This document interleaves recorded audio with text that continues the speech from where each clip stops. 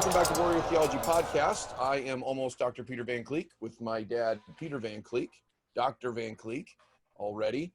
And this is the second part of our offering this week, which is to discuss a biblical sexual ethic from the perspective of a literal rendering of the Song of Solomon.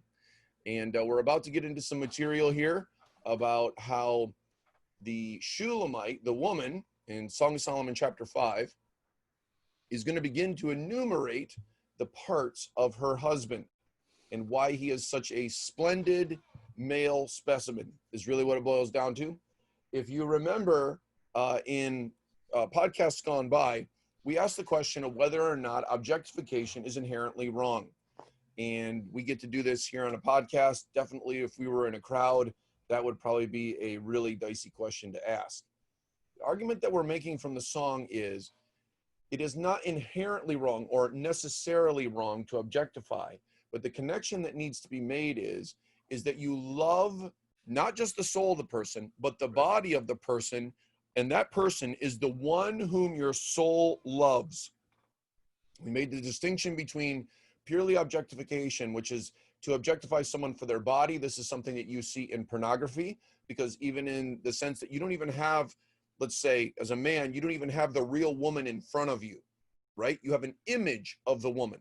So you have a depiction of her parts, and then you begin to fixate on her parts. This is why pornography in objectification is so fundamentally wrong, because the idea of soul is lost. The idea of personhood is lost. The separation of soul and body, right, has been lost. Now, juxtapose that concept to a healthy, robust marriage as depicted in the song. In the song, you have someone who loves both soul and body. You have someone who has lived a godly, sanctified life and is now in a marriage. This is both for the man and for the woman. They have participated in this way of life.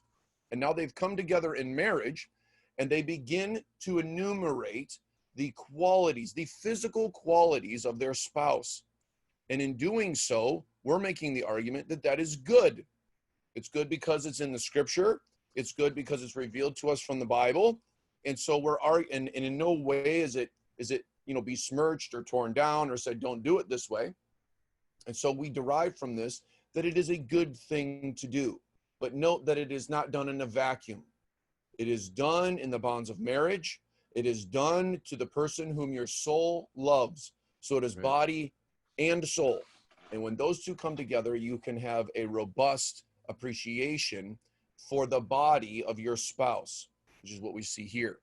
So with that introduction, let's break into the Shulamite's words there in chapter 5. All right. I'm reading from Song of Solomon chapter 5. I'm going to begin reading in verse 10 through 16, the end of the chapter. The Shulamite is speaking here in response to the questions of the women of the town, why she thinks her husband stands above all other men. What makes him so special? And this is her response.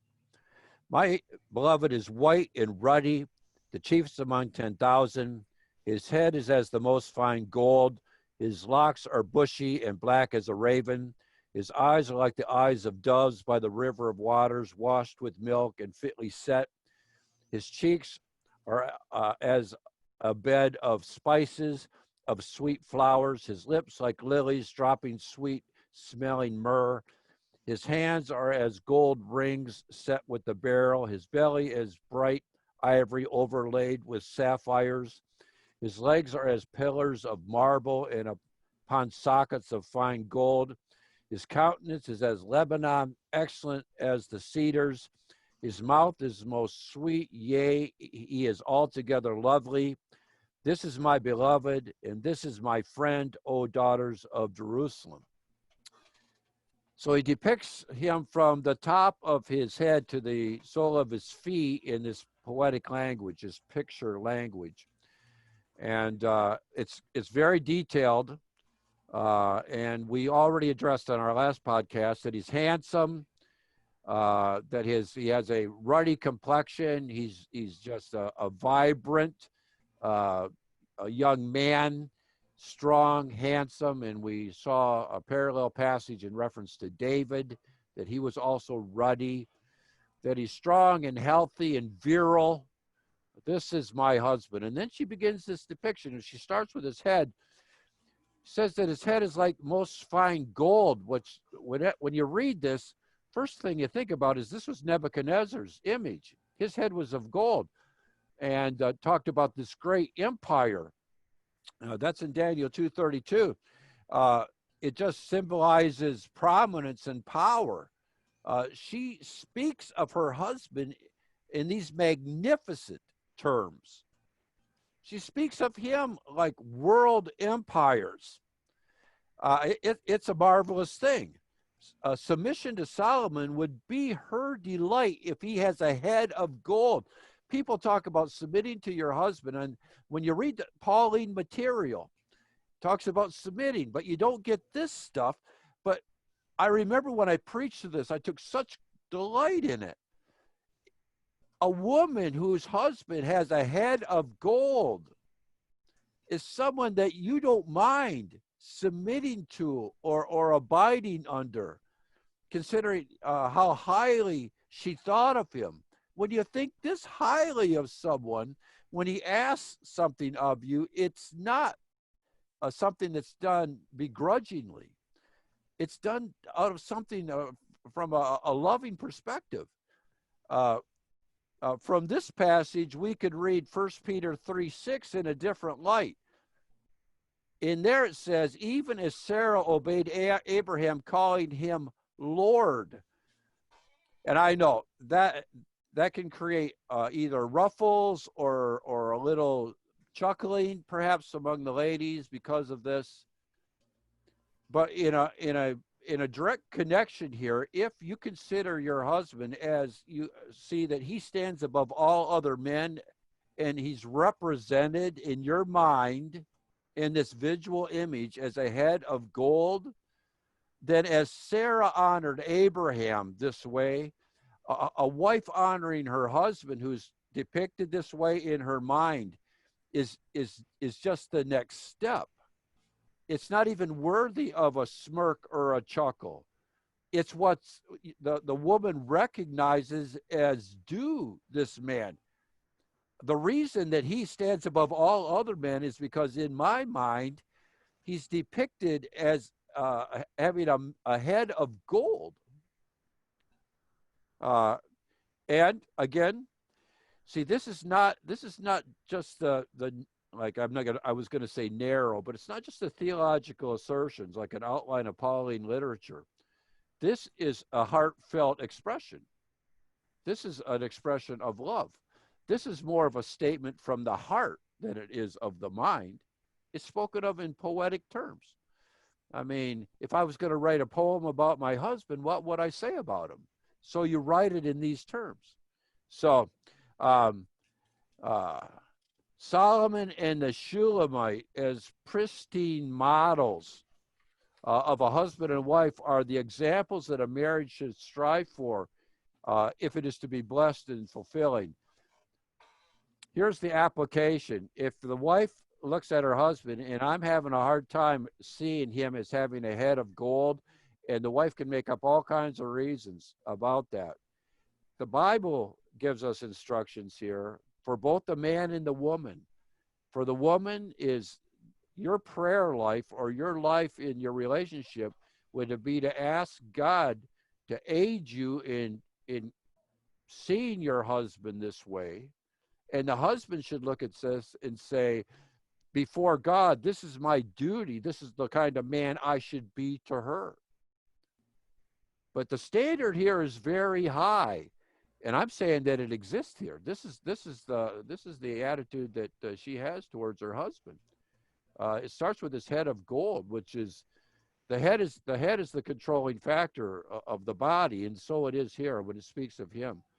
She recognizes this, but she recognizes it in this heartfelt, poetic way as it's depicted here in the song. So that's where it starts. So the next thing it says, it talks about his hair. It says his head is of the most fine gold. His locks are bushy. All right. He has thick hair and black as a raven. Um, it's interesting how, you know, when you get a little older, this is a great picture while you're watching this podcast. Over here, you have, I mean, locks, and over here you have all, it's all being lost. But this is what we're seeing here. When she speaks of him, I mean, she's talking about how thick his hair is. Now men talk that way about women. It tells us in 1 Corinthians 11 that the hair is a woman's glory. All right, and how important the hair is to a woman. But here, I just want you to know that she recognizes how thick his hair is. It's curly and it's black. He's got black hair, black as a raven, and the word bushy here means to heap up or to pile up like a mound. He's got a full head of black hair, and perhaps curly, and it's long enough to be described in terms of locks. So we're in the Old Testament, and I know there's a difference between a man's haircut and a woman's haircut, but this guy has got a head of hair, and she loves it. And this is one of the things. He's got a head of gold. He's got this full head of hair. It's bushy. It's got like locks, and this is where it all starts. She starts with the head. So it's good for a wife to compliment her husband's hair, no matter how much or how little. I wrote. It's good for her because I would say it's important all the time. It tells us to compliment your husband's hair here. You know, sometimes it starts getting thin, or sometimes, you know, like a couple of my sons, they just like almost shaved it all off, right? But it's important to compliment, uh, especially in your youth, the man's hair. But even when it's thinning out, all right, that whatever you got, you should be thankful for it, and so should she. All right, that's what we have here. Yeah, and I think too, like in both of these scenarios, both with the woman and with the man, it's not like the woman is there knocking on his door and he's not knocking on her door, say, hey, you know, didn't you notice, or can't you tell, or no, in both cases, these observations are volunteered. They're just thrown out there. They're not compelled from the other person. And then the second thing is note, like, how minor is this? I don't know. I mean, this would be totally anecdotal, but I mean, how many guys, and I'm sure there's some, uh, does it really matter if your girl is like, wow, man, your hair is just amazing today? I don't know. I'll speak for myself. Like that, not a huge thing on my list, and that may be for other guys. My point is that she's paying attention to what may be some of the most minute details. Uh, that even the little things are not escaping her observation. She is so intent on him, so aware of him, so involved with him, that even these smallest details, she's going to go to his eyes here next, that these are things that she in herself from the inside feels compelled to comment on. Yeah. And so and I think it goes both ways. I think we both, as husbands and wives, need to be in sort of a natural state where we are compelled within ourselves, not because it's duty, but because literally the beauty, the symmetry, the goodness that is manifest in our spouse compels us to exclaim, to say something of how you've been caught, of how you are impressed. And so this goes back to something we've talked about at the very beginning of this portion of our podcast. If you don't find yourself in a place where your wife or your husband is like drawing this out of you just by his or her appearance, then this is one of those red flags that should say, man, maybe things aren't on the rocks right now, but this is one of those things that I think stands as a defense against things going on the rocks. To remain in a place where both the man and the woman are compelled, and not by from the other party, but by the very sense within themselves to exclaim or comment on the appearance of their significant other. So This for me, like such a small thing, but man, she's tuned into him so much so that she's got to say it. So just as a sidebar, Annette is not that way. This whole idea of hair is big. Oh yeah. So it's big. So and I need to do better because I just shouldn't be scruffy. I'm not worried about it. But she always, she keeps me. It's good, but and so now that you can't go to the barber, I feel really good. So no. The next thing he talks about is his eyes, and the image here is of dove's eyes and rivers of water washed with milk and fitly set. I mean, this is poetry. Dove's eyes by the rivers of water washed with milk and fitly set is to say that his eyes are soft and tender.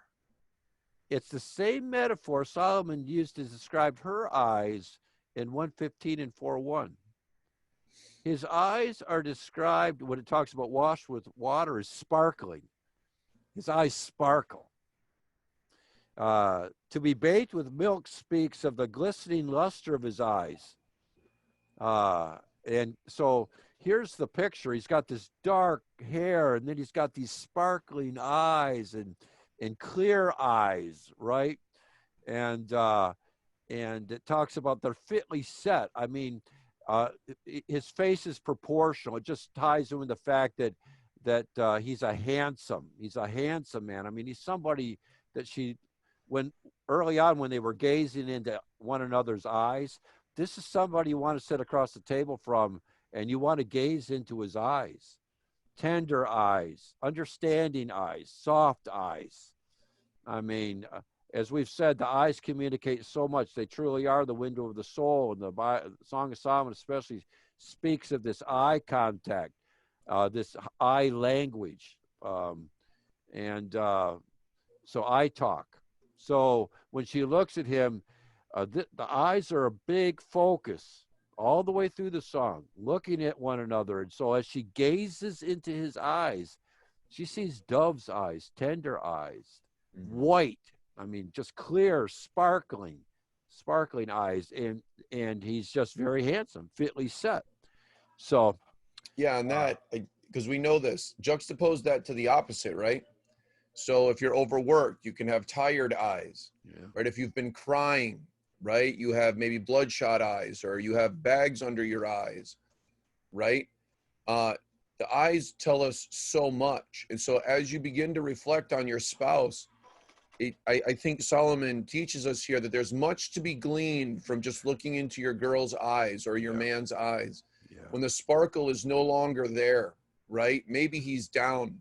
Maybe like real legitimate depression has come into your family. Maybe there's hardship that's endured. Maybe it's downcast eyes, right? There's so much that we can glean just by observing the eyes of the other, right? Our wife or our husband. So, boy, if you want to begin to glean something of what's going on in the heart of your love, take a moment to examine their eyes and see if you can glean something from that, because it works both ways. He can look at you in a very attractive way, and you find his eyes are very vibrant and awake and engaged, and then other times you can find him disengaged or tired or overwhelmed, and all of this will be communicated, or could be communicated, simply by taking notice of what his eyes are doing. So I think it is a powerful place to find out where you are in relationship to him and where he is in relationship to the world around him. So, yep. Yeah, that in the song cannot be underestimated. So much transpires through the eyes. So it's a wonderful measure. The next thing it says, and this is interesting, it says in 13, his cheeks are as a bed of spices, as sweet flowers. the whole picture here, plus we're in the Old Testament, I think is undoubtedly in reference to the fact he's wearing a beard. And that's what this is in reference to. He's wearing a beard. His cheeks are compared to a bed of spices or a garden. You see, you get this image. It's not his face, his cheeks are not compared to something that would be smooth, but his cheeks are compared to a bed of spices, indicative of something that grew. And the accent upon the beard was not upon the touch, but upon the sweet aroma as sweet flowers.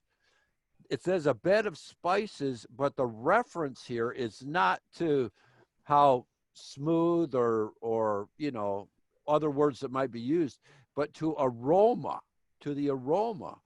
I believe what this is speaking of, just through the metaphor, and it's not just me, but through the metaphor, you have the Shulamite love the aroma of Solomon's beard, and by extension, his hair. And that's what she's referring to here. We've seen earlier how important the woman's perfume was to Solomon. I mean, the aromas in the song are very important. Our olfactory senses have a tremendous impact on us in many ways. And we've already seen the impact of sweet aromas on the part of the Shulamite, and how the aromas kept Solomon attracted to her. Now, here, focusing primarily on his beard, but on his hair, it is the same compliments are given to Solomon's beard. So that's what I believe we're having here. In this passage, we are told the importance of the husband's pleasing aroma to the wife, that it goes both ways. And listen, I mean, when it comes to men, I mean, and I've had people in my office, I mean, counseling, this can turn out to be a difficult thing when it comes to aromas, all right? And whether or not men think aromas are important or not. And the text here tells us that how you smell to your wife is important, and that's not in some paperback book. All right, this is in the Word of God, and she recognizes it here when she said his cheeks are as a bed of spices. And I mean, that's a wonderful smell, and of sweet flowers. You know, when you walk through a flower garden, I mean, this is somebody you want to be in the company of. You do not want to be in the company of someone very long. I mean, men work. You don't want to be in the company of somebody that just stinks, all right? And or doesn't take showers or similar things. This is something that everyone needs to consider. And in this reference, I mean, as I said, this is in reference to I believe Solomon's beard.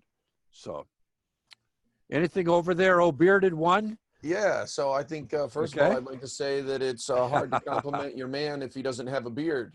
So you can't compliment his beard unless he has a beard. So gentlemen, and so there also seems to be some exegetical ground for growing a beard. There is. So I would definitely say that. And then just kind of, it's a bit of a side. This is something that we would deal with later in this podcast once we make it through the song. But there's this book written by Dr. Leonard Sachs, and it's called Does Gender Matter? Basically, he just goes through and he talks about the physical and psychological differences between men and women. And one of the differences is that women's sense of smell is magnitudes more sensitive than a man's sense of smell. And so the story he tells, when my dad says that when you do marriage counseling and smell matters and like this could be detrimental to your marriage, the story he tells is a wife says there's this terrible smell in the house, but they're about to go on vacation, and so they leave.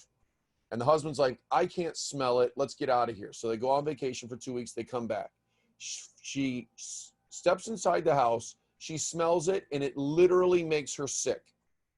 Like she is sick to her stomach. And he says, I don't smell anything. Nothing. I smell nothing.